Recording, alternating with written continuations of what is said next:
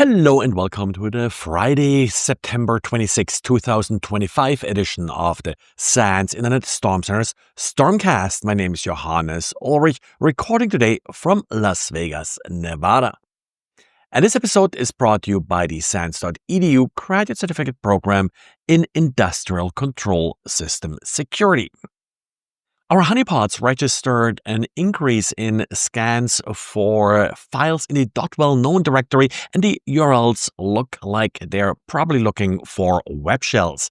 The .well-known directory is, of course, in Unix hidden with the dot at the beginning of the name of the directory, but it is commonly used for information files like security.txt or also to confirm the ownership of a website with the ACME protocol if you're using the web-based authentication for this protocol to obtain certificates. Probably best to keep an eye on this directory. If anybody finds an interesting Webshell there, would love to take a quick look at what this Webshell does, but not necessarily expecting anything super sophisticated or different here. Well, and then we got more news from Cisco. Yesterday, I mentioned the already exploited SNMP vulnerability. Wasn't really all that exciting because in order to exploit that vulnerability, you must already have admin credentials. But we now have two additional vulnerabilities that apparently are also already being exploited, and some say the exploitation goes about 1 year back. The first vulnerability is rated as critical. It does allow for arbitrary code execution on the ASA, that's the Adaptive Security Blinds, as well as on FTD, the Firewall Threat Defense.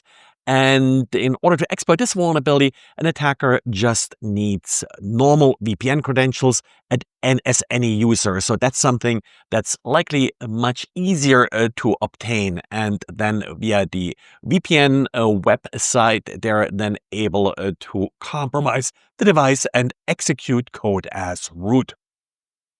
So this is not exactly like a 10.0 vulnerability in the CVSS score, but certainly something that doesn't require a lot of prerequisites, just the VPN access and any credentials. The second vulnerability is rated as medium and is, only an authentication bypass, but does allow an attacker to access URL endpoints that shouldn't really be accessible without authentication.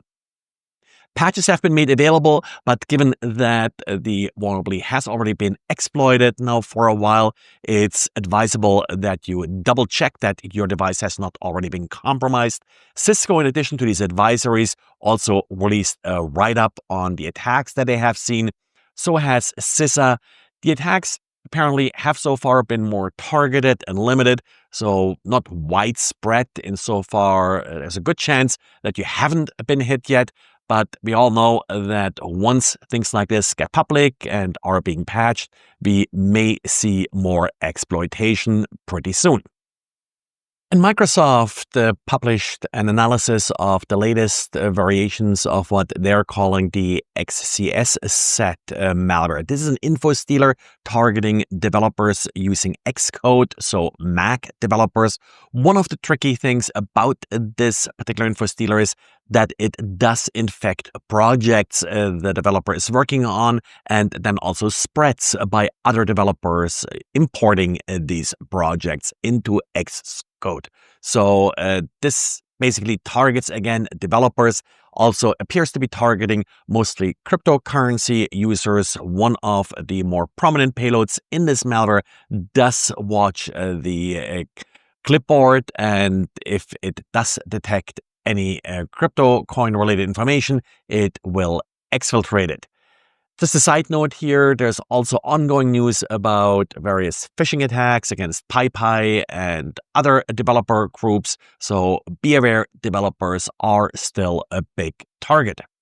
And watchTowr analyzed the latest Fortra GoAnywhere MFT vulnerability. I've mentioned it in a prior podcast. They also took a look at some of the exploits that are being used against this vulnerability in the wild and list a number of indicators of compromise. So if you're using this product, this is very helpful in order to make sure that you haven't already been a victim as you are patching this vulnerability.